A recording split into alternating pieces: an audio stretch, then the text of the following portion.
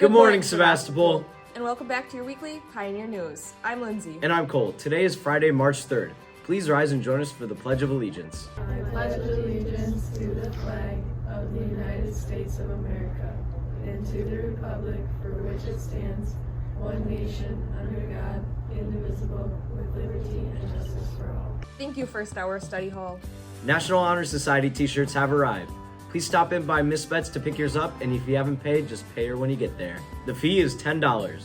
Seniors, a friendly reminder that the Muckian Scholarship is due March 10th for anyone applying to a technical college. The school musical Cinderella is coming up next weekend, March 10th through the 12th. There is no admission fee, but donations are accepted. We hope to see you there. Congratulations to the high school DI team for placing first at sectionals.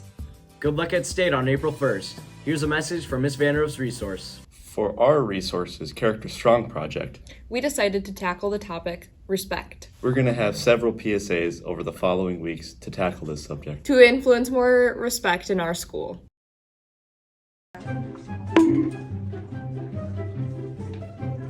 Hey, pick that up.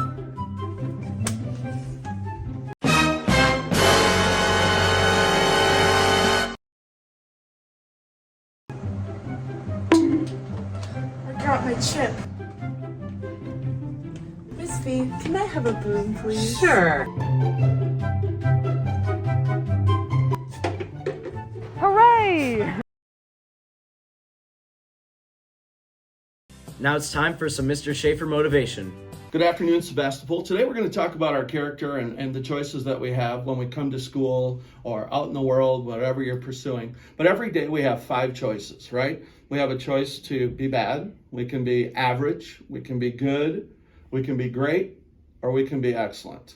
One of our outlining goals here at Sebastopol is we want our students to reach the great and excellent status.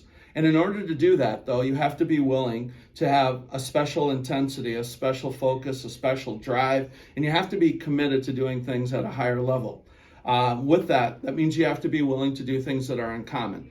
Many of us have our God-given abilities, and if we just execute in those, we'll be good. But if we take those abilities beyond, we have to put these extra attributes to make it happen.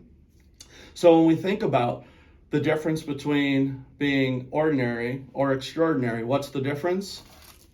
A little extra. Have fun, students, dominating. Give a little extra to move yourself from great to excellent and live in that lane, because that's where you all deserve to be. Have a great day. Let's see what word of the week Waylon has for us. NPC is a person with no ability to think. And now it's time for Friday highlights. We're back with another week of Immaculate Friday highlights. The girls' basketball team won both of their playoff games last weekend, resulting in them being regional champs. Hooray! The girls capped off an amazing season losing to Leona Wabino in sectionals. They went undefeated in conference games and overall 25-2, setting a school record for the amount of wins. And in the process, Bailey Ricola scored 1,000 points. Great job, girls. Congrats on the great season. The boys' basketball team played O'Connell last week. They kept it close, but lost. They also played their final game at Oneida on Tuesday. They came up short. Thank you, seniors. Ben wrestled at state last weekend, where he ended his senior season 5th in the state. Way to cap off a great season, Ben. Way to wrestle those boys. This is the first time since Sebastopol and Sturgeon Bay have been combined and reached the state podium. Good job, Ben. We are very proud.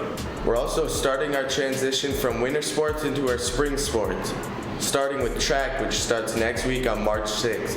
Softball then starts next week on the 13th. Soccer and baseball start in 3 weeks on the 20th. And finally, golf starts on the 27th. Let's get hyped for all our spring sports. And that's a wrap on your week's Friday highlights. And we'll see you next week.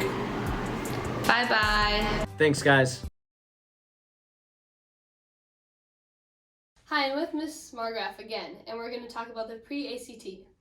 Thanks for having me back, Katie. So I understand the sophomores and freshmen are taking the pre-ACT. Can you tell us a little bit more about the test? Absolutely. The pre-ACT is not a new test. However, it is new here at Sebastopol.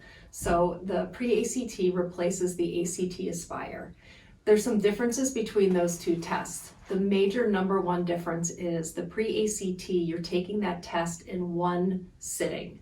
So it simulates the ACT much better than the ACT Aspire ever did.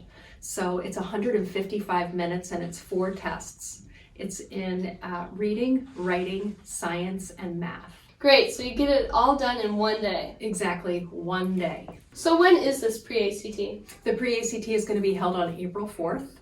And if you are a student who has accommodations, which means you could be testing in a small group environment, or you can have the opportunity to take the test in 2 days, that'll be on the 5th. So the 4th and the 5th of April are when the testing is going to take place.